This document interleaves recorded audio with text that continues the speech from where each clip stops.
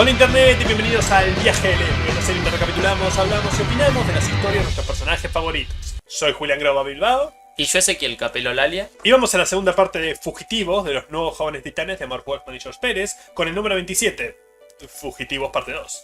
Y esta muy interesante etapa nos muestra a los titanes llorando con el cuerpo de uno de estos chicos, que no es el mismo que vimos al final del número anterior, en brazos de Cyborg. Y el fondo es una ciudad trabajada en negro, cuyos únicos detalles están representados por las ventanas, que con el color se refuerza muchísimo, y unas especies de líneas o símbolos blancos, con una lectura que no terminamos de entender lo que significa, pero que le da un detalle artístico muy interesante, que nos guían hacia una especie de plataforma blanca en la que todos están parados. Este cómic también viene con una preview de La Fuerza Atari, una miniserie de 5 números por Jerry Conway y Roy Thomas, con un grupo de 5 personas de diferentes naciones en búsqueda de un nuevo planeta para que la humanidad habite después de que la Tierra fuera destruida. Y sí, es solo publicidad para la consola de videojuegos Atari, que le pagó a DC para que hiciera un cómic que venga de regalo para la gente que comprara uno de sus cartuchos de videojuegos. Era bastante decente para un comercial glorificado, pero no tiene nada que ver con el universo DC, así que si la cubrimos en esta serie será en otro momento. Pero puede ser que sea la razón por la cual Garfield estaba supuestamente jugando un Atari en el último número. El único cambio en el equipo creativo en comparación del número anterior es que el Todd Klein hace la letra en lugar de Benoda, un cambio que volverá a suceder en el número que viene. Así que podemos decir que el cómic empieza con un prólogo de una segunda mitad que tiene a aquel joven, el que delató al muchacho espiando al capo de la mafia Anthony Scarapelli en el número anterior, reclutando a jóvenes desesperados para ser de camellos en el nuevo envío masivo de drogas de su jefe hacia Europa. La última vez mencionamos cómo esto es un obvio comentario a la guerra a las drogas, la campaña de miedo del gobierno de los Estados Unidos para acabar con el consumo ilícito de sustancias. Y una de las críticas más comunes a ella, especialmente en ese entonces, es que era una operación racista, que usaba las drogas como chivo expiatorio. La propaganda tendría a culpar a las comunidades afroamericanas por su consumo y distribución. Así que me pregunto si no será coincidencia que el único chico que se nos presenta en esta intro, que se rehúsa a la oferta de trabajo, es afroamericano. Y esta primera página ya nos muestra un recurso estilístico diferente que se va a repetir en estas pequeñas escenas separadoras. Y tiene que ver con que en general son 3 tiras de 3 cuadros iguales, que no tienen casi gutter, están pegados entre sí, separados por pequeñas líneas negras. Y que tienen el recurso narrativo de que el último cuadro de cada una de estas tiras se repite a nivel encuadre. En este caso haciendo un plano detalle del ojo o el lente de este dealer. Con el prólogo terminado, volvemos con los titanes intentando salvarle la vida al joven que encontraron desangrándose en el departamento de Cyborg. Cuando Raven obviamente da un paso al frente para curarlo, ella dice que es porque no puede ignorar el dolor, que la fuerza a la acción. Absorber el dolor ya no es algo que ella pueda o quiera, es algo a lo que se le es impuesta. Y este cambio es señalado textualmente. Victor nota que esta actitud determinista no es usual en ella, porque claro, Raven es todo sobre el libre albedrío. Este equipo se formó por ella en un acto de rebelión contra su supuesta naturaleza. Y acá, de golpe, habla de ayudar a alguien como si fuera una obligación desagradable. Pero los titanes dan a la conclusión de que es por lo que sucede a continuación. Cuando intenta absorber el dolor para curarlo, como suele hacer, de golpe ya no puede disiparlo una vez tomado. Lo sufre de lleno. Como vimos en el arco anterior, es un patrón en formación. Raven está perdiendo el control en su sentido más literal, comenzando por sus poderes. Y tenemos una tira muy particular en esta página que representa lo que se está sintiendo tanto desde Raven como desde Donna, ya que decide hacer un intercalado de primeros planos, y si bien Raven está sufriendo evidentemente es mucho menos expresiva que un acercamiento directo a la cara de Donna que termina gritando. A pesar de esto, el joven se cura y Raven, retorciéndose en sudor y lágrimas en el suelo, logra disipar el daño eventualmente. Pero la voz de su padre suena en su cabeza, diciéndole que es solo por ahora. Haciendo un paralelismo no exactamente igual a 4 cuadros mostrándonos cómo Raven se recompone mientras está pasando todo esto. Los titanes piden que les cuente qué le está sucediendo, pero ella insiste en subir su capucha y resguardarse de la preocupación de sus amigos. No pueden insistirle porque el no invitado despertó. Paul Taylor, hermano de Mike Taylor, el niño que fue atropellado en el número anterior y que inadvertidamente puso a los titanes contra el señor Scarapelli. Paul, por supuesto, está en búsqueda de retribución por lo que sucedió a su familiar, pero no hacia el conductor, sino a quien puso las drogas en el sistema. Después del funeral de su hermano, revisó sus pertenencias y encontró un rastro que eventualmente lo llevó a los titanes, luego a Chase y por último a Scarapelli, como vimos en el número anterior. Los héroes adolescentes lo envían al refugio donde le internaron a Lizzie y Ellie, la mujer que lo dirige, les informa que una persona que ha estado pasando a menudo recientemente ha preguntado por ellos, Roy Harper. el último de los regulares de la serie de los Jóvenes Titanes original que no habíamos visto hasta ahora. Fue creado por Mort Weisinger y George Papp, quien debutó por primera vez junto a su mentor Green Arrow en Morphin Comics 73 en 1941. Roy Harper a estas alturas no ha tenido mucha historia. Un hijo de un guardabosques que fue criado y entrenado en arquería por una tribu navajo cuando su padre falleció. Durante sus enseñanzas, Roy aprendió de la existencia de Flecha Verde y sus hazañas y empezó a idolatrarlo. Así que cuando Arco Valiente, su padre adoptivo, iba a fallecer por una enfermedad, quería otorgarle un mejor hogar, así que contactó con Green Arrow para pedirle que cuidara al niño después de su muerte. Así que sí, Roy Harper tuvo 3 padres antes de llegar a ser adolescente.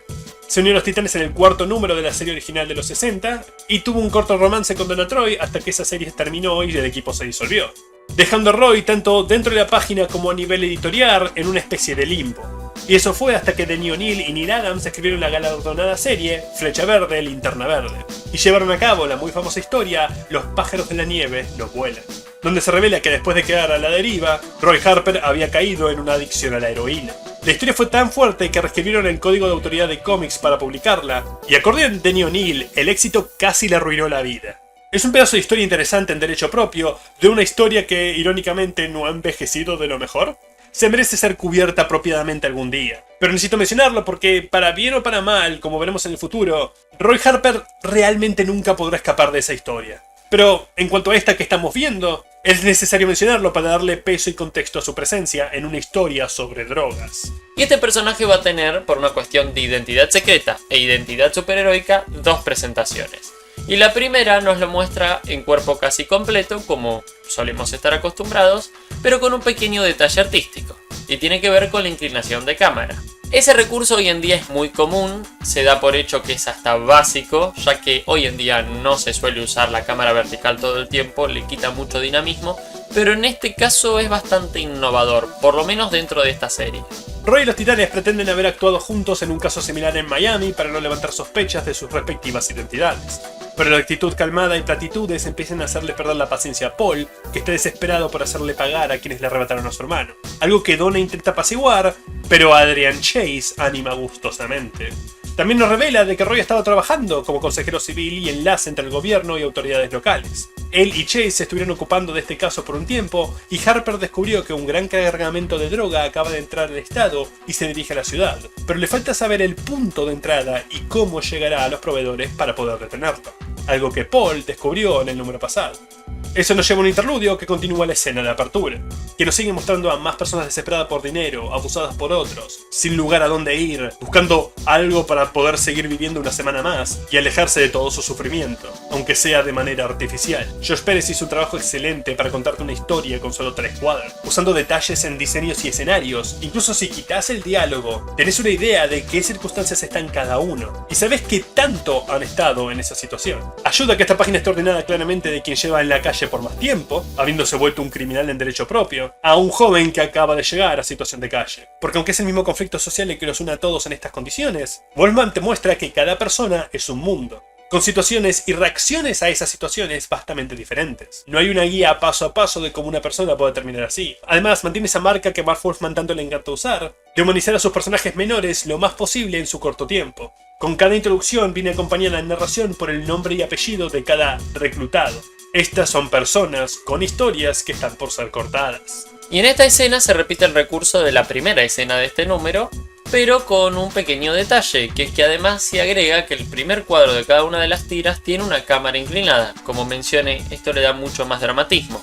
En este caso, el último cuadro, en vez de hacernos un plano detalle de los lentes, nos muestra un contrapicado de la nueva persona en cuestión. No del dealer, sino del reclutado. De vuelta en el refugio, Paul se rehúsa a entregarles la dirección a no ser que pueda ir con ellos, mientras él y Corbin le dice a Raven que Lizzie Angelo, la adolescente embarazada que rescató en el número anterior, quiere hablar con ella.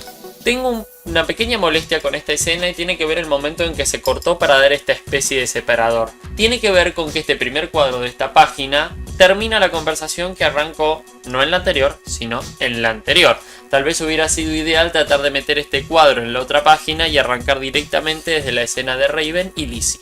Las dos mujeres comparten un momento de empatía y conexión, porque la chica, a pesar de que en el refugio la tratan bien, odia Nueva York y quiere regresar a su hogar, pero al mismo tiempo teme el abuso de su padre. Obviamente, la Titán se siente identificada.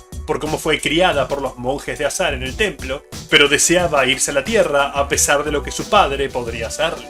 Lo cual, después del evento en el departamento de Cyborg, le hace bien a Raven. Un recuerdo de dónde viene y lo que tiene que hacer. Y la encapuchada le da coraje, figurativamente con sus palabras y literal con sus poderes, para que la niña regrese a su hogar. Y en este arco hay muchísimo juego con la sombra o la silueta de Raven. Siempre nos parece representar de manera visual cómo ella afecta a las personas que la rodean, como si las cubriera todo el tiempo. Y en este último cuadro tenemos dos detalles. Uno es que la sombra de ella está siendo pisada por Lizzie. De alguna manera ambas se están fundiendo en el mismo lugar, ya que al no haber fondo solo son ellas. Y la otra tiene que ver con una conexión entre dibujo y texto. El texto dice que mientras Lizzie se aleja, Raven sonríe, cosa que es muy poco común en ella. Y es interesante que en el dibujo nunca vemos esta sonrisa, lo cual refuerza esta idea. Y encima la vemos de espalda y completamente encapuchada. Y esto da un lugar a una escena que es jodida de ver y leer. A pesar de solo haber sido 3 semanas desde que llegó a la ciudad, Lizzie ya está claramente traumatizada. En la parada de autobuses, ella no puede evitar tener flashback a todos los hombres que tuvo que seducir. Y la narración, aunque no es explícita, de hecho, eso lo vuelve peor. Como si leyera las cosas que se decía a sí misma para hacer lo que hacía y evitar el frío y el hambre. Pero, como si revivir aquellas noches en su mente no fuera suficiente, la encuentra el hombre que las puso en ellas, Rondo. Y el hombre hace todas las típicas jugadas con su víctima. No solo palabras bonitas, pero hacerle sentir culpable. Porque él le dio un trabajo y comida y ahora la abandona.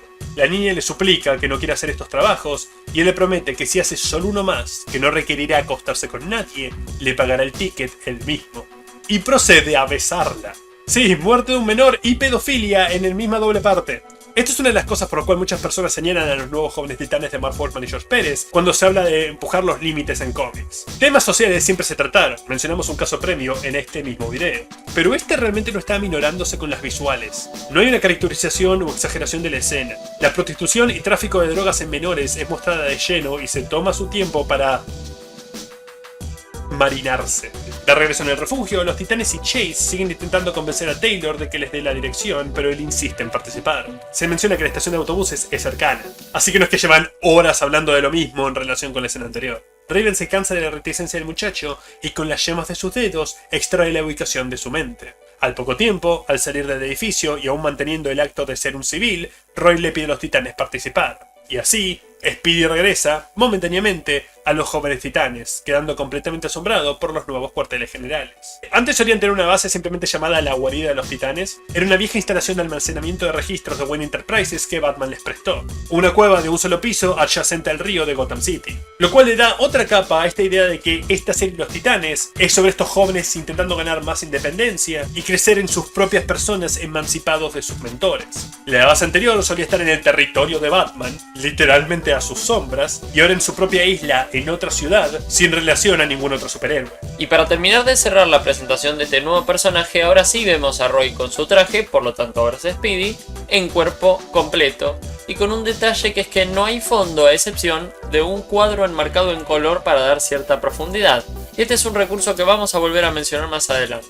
Raven le agrada poder conocer a otro titán y Roy inmediatamente se pone a coquetearle. Es notorio que, a pesar de haber tenido una relación amorosa con Donna, no hay ningún intento de drama en toda esta serie. De cómo ella está con alguien más o que él de golpe está inmediatamente volviendo al acto de Romeo. Por un lado, tal vez está bueno que no haya drama forzado. Hay un tratamiento natural de dos personas aceptando a la otra buscando felicidad en otro lado. Pero por el otro lado, no hay mención alguna, de ninguna clase. Y tal vez una pequeña interacción hubiera dado a viejos fans una especie de cierre y hacer esta interpretación mía más oficial. Si vos no lo sabes de antemano, nunca hubieras asumido que ellos dos tuvieron algo con solo leer estos números. Al mismo tiempo que ellos despegan, de vuelta en el refugio, uno de los chicos le informa a Adrian Chase que alguien atacó a la señorita Corbett. Cuando el fiscal va a chequearla, ella le indica que fue Paul. En su prisa por llegar a la locación junto a los titanes, escapó del refugio y cuando ella intentó detenerlo, el niño la empujó al suelo antes de huir.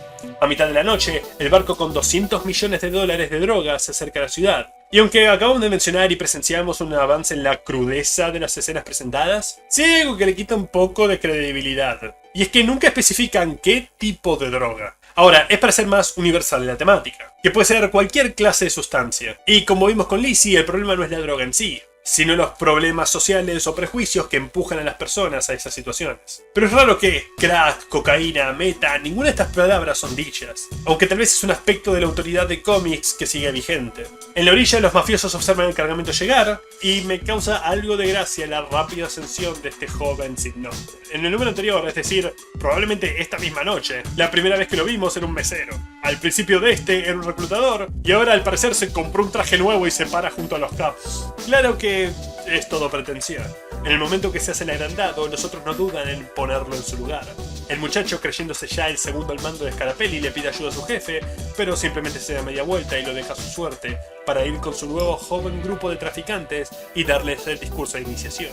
Las advertencias son usuales: no robar la mercancía y llegar a sus respectivas direcciones sin ser atrapados ni hablar con nadie. Y a todos estos chicos nos los muestran apilados uno al lado del otro mientras escuchan lo que se les está diciendo, pero deciden hacerlo en un cuadro horizontal que está a la vez dividido en 4, que tiene fondos de 2 tonos de azul intercalados.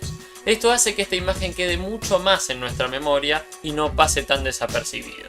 Pero cuando los niños empiezan a hacer filas para ser entregados al cargamento, revela su aparición en una nube de humo negro. La narración es una única mezcla siniestra y de esperanza, perfecto para el personaje. Está acá para salvar a los niños, pero el aura que emana es fría y silenciosa. Y eso es lo que la hace perfecta. En esta escena, la muerte está del otro lado de la hija del diablo. Los mafiosos mayores sacan las armas, pero antes de que un solo gatillo sea jalado, los rayos estelares de Starfire nos dispersan por el suelo, dejando vía libre para el resto del equipo. Y es interesante cómo se nos presenta esta llegada de los titanes, primero en Raven con un gran cuadro, con una linda composición y un contrapicado. Y después, que la llegada de los demás del grupo se muestra en una especie de presentación en donde todos corren hacia cámara, que hace homenaje a aquella primera etapa del primer número que cubrimos de toda esta serie. Los titanes descargan su frustración contra los criminales en las excelentes y dinámicas escenas de acción que esta serie ya nos tiene acostumbrados. El dibujo de George Pérez es tan fluido como siempre, y le dan a cada titán su propio cuadro para brillar. Vemos siempre a los chicos en el fondo intentando no quedar atrapados en el fuego cruzado, haciendo que, a pesar de que el enfoque es claro y todos los personajes están en cámara, la escena se sienta caótica. Mientras los chicos se encargan de los que están en tierra firme, las chicas, siendo las únicas que pueden volar, se dirigen al agua para acabar con el bote de mercancía. Balas rebotan en brazaletes, mafiosos son enlazados, y en una de las mejores escenas de poder de Starfire, curiosamente en contra de matones comunes cuando tuvimos toda una saga en contra de su hermana, la mujer parte un barco a la mitad de manera horizontal, enviando la parte superior varios metros al aire. Y el dibujo es excelente en mostrarte la escala de este buque, pero aún así darte la sensación de que estamos viendo un pedazo de pan ser disparado con una Glock. Entre tanto, los civiles atrapados en el medio de la escaramuza intentan descifrar qué hacer a continuación, hasta que uno de ellos nota las drogas por el suelo. Aquel que en las introducciones establecieron que era el más violento y mayor de los reclutas, para darle más contexto a la decisión a continuación. Él se pega una corrida entre balas y rayos para intentar robar la mercancía, pero a pesar de todas las frenéticas piezas en movimiento, no es una bala perdida la que le atina en la espalda, sino una dirigida específicamente a él por uno de los capos, que hasta el duro final se rehúsa a soltar su capital. Pero este hombre no se salvará de las consecuencias de sus acciones por mucho tiempo más, porque aquel joven que vapulearon antes de la llegada de los titanes lo agarra por detrás y le raja el cuello con una navaja de lado a lado, en una escena particularmente sombría. No solo porque vemos un menor cubierto de sangre cometiendo asesinato, aunque ciertamente es gran parte, ya desgastado por su experiencia con el mundo a una corta edad, pero lo hace mientras simultáneamente tiene un momento de autorreflexión. Se da cuenta de que tanto ha decaído su vida, particularmente por su vida, dado que su primer instinto es volver a correr antes de que llegue la policía o lo agarre uno de los héroes, pero sí de aceptar las consecuencias de sus acciones. Habla de disfrutar la noche, pero hay un dolor palpitante sobre cómo si hubiera tenido esta realización solo unas horas atrás, todo habría cambiado. La batalla llega a su final con una abrupta tragedia. Cuando los héroes están intentando sacar al resto de los niños de la zona de peligro, un francotirador escondido toma posición en las sombras. Cyborg escucha los disparos, salta instintivamente a bloquear los proyectiles, pero, aunque su piel de metal detiene la mayoría, una bala logra contactar con carne, la de uno de los niños a su lado. Y hay algo que decir sobre que no es ninguno de los chicos que conocemos, no es Lizzie ni Paul, pero no necesitamos conocer su historia para saber que tuvo una historia. Nos mostraron en cortas escenas media docena de formas de cómo niños pueden terminar acá. No conocemos la de él, como no conocemos las de cientos de chicos que estén muriendo en este momento, probablemente mientras ven este video, pero eso no la hace menos valiosa. La muerte detiene a todos en el acto. Raven intenta salvarlo con sus habilidades, pero para cuando llega, el alma ya había cruzado el umbral. Víctor recuerda cómo fue su vida cuando escapó de sus padres, la cual ya cubrimos en el canal, y si leyeron esa historia o vieron nuestro video, probablemente vuelva a este comentario una referencia a Ron Evers, aunque una no textual, y procede a lanzar un alarido mientras la narración finalmente nos da un nombre para el joven, Sylvester Johnson, 13 años. Y si bien toda esta escena, desde simplemente lo que está ocurriendo en el guión, ya es impactante, la visual también ayuda un montón. Y tiene que ver con el recurso de que cuando esto está ocurriendo, vemos una especie de tira muy extraña, en la que en el centro se encuentra Cyborg, con el cuerpo del chico en sus brazos, rodeado del blanco de la página, y está encuadrado por una primera tira de 4 cuadros muy chiquititos, en donde cada uno de esos cuadros tiene la cara de un personaje y otra exactamente igual con diferentes personajes encuadrando del otro lado, y a la vez esos fondos están coloreados con diferentes colores para dar mucho más impacto. Esto después es reforzado por el recurso que ya vimos usar a George Pérez anteriormente, más que nada en Robin, de que cuando Cyborg da ese alarido, decide solo dibujar la cara y hacerlo con un montón de líneas cinéticas de diferentes colores dirigiéndose hacia la cara. Por lo tanto, tiene un impacto emocional muy grande más allá del guión. El asesino intenta huir, pero se encuentra rodeado de policías acompañados por Adrian Chase, que les grita a los oficiales que crearon el protocolo y abran fuego. El oficial se niega a seguir las órdenes, pero preocupado por todas las armas apuntadas a él, el sicario no nota a Cyborg acercándose por el flanco para aplastarle el arma. Prosigue a levantarlo por el cuello y arrojarlo con furia hacia el mar a través de las cajas del muelle. Le asegura a todos que no está muerto y por supuesto eso alivia a los presentes. A todos, a excepción de Chase. Por supuesto que en este momento de ira y emoción desenfrenada, está inclinado a estar de acuerdo con el fiscal, de que esa persona merecía morir. Pero eso lo aterra. Él recuerda cómo Adrian lo hacía sentir en sus interacciones pasadas, y el poder encontrar un punto en común, aunque sea en una situación como esta, en lugar de incitarlo a ser más como Chase, lo hace tener más autocontrol. Pensando en cómo era Cyborg al principio de esta serie, toda esa furia y frustración, el ver a Chase y aún tener esa esperanza y perspectiva de no terminar como él, habla un montón sobre este personaje. Y es en esta escena que se vuelve a utilizar el recurso que utilizó George Pérez en la presentación de Speedy, y tiene que ver con reemplazar fondos con cuadros que están enmarcados en diferentes colores o que son de diferentes colores y que no siempre tienen el mismo tamaño que el cuadro en sí. Robin atrapa a Scarapelli, Speedy confirma la muerte del joven que intentó tomar la droga para sí mismo, y el chico malherido va complaciente con las autoridades. Pero hay un adolescente más todavía no contado, uno que Raven siente en la lejanía después de consolar a Lizzie, Paul, que, tal como había dicho, vino en busca de un cierre por lo que le sucedió a su hermano. Venganza cuando mucho, pero cuando la violencia se desató, se asustó tanto que no pudo moverse, y al presenciar la muerte de esos jóvenes, incapaz de no imaginarse a Mike en aquel lugar, en vez de cierre, solo consiguió una constante sensación de asqueo. En esta página hay un cuadro completamente diferente al resto, y tiene que ver con el último, en el que se decide hacer un trabajo que no es para nada normal en ninguna de las series que cubrimos hasta ahora, en donde el fondo está completamente dibujado a color. Y además el recurso es en silueta, por lo tanto este cuadro es minimalista y a la vez un poco más pictórico que el resto.